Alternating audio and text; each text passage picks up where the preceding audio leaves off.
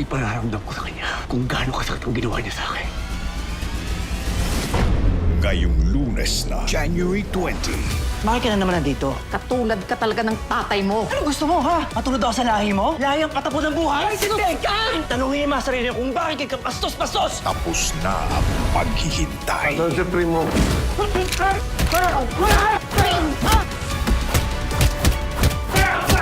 Sumama ka sa amin. Sabi ko na, Amanda, ikaw yung nakita ko. Huwag kang makialam dito, Divina. Sila Primo! Walang pagsabayan na tayo!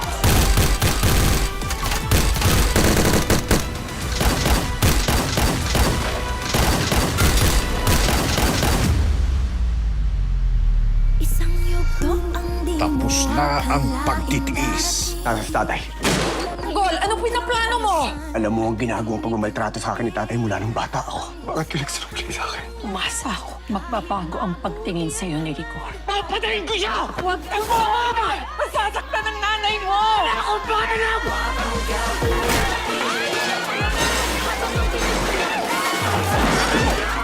Oras na ng pagtutos. Iintayin ko siya! Hindi ako papayag na palagpasin itong araw na to. Hanggang di ako nakakaganti sa kanya! Habang buhay yan, hindi tayo matatahimik dito. Parating na yung tatay mo. Wala akong pakialam kahit mabulong ako sa kulungan. Basta mapatay ko siya ngayong araw na to. Ikaw!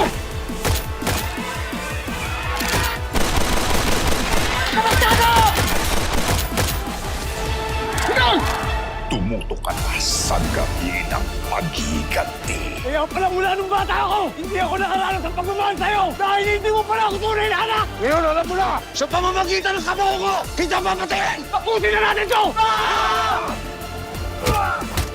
Pagbabayaran mo lahat ang ginawa mo sa akin! Tayo!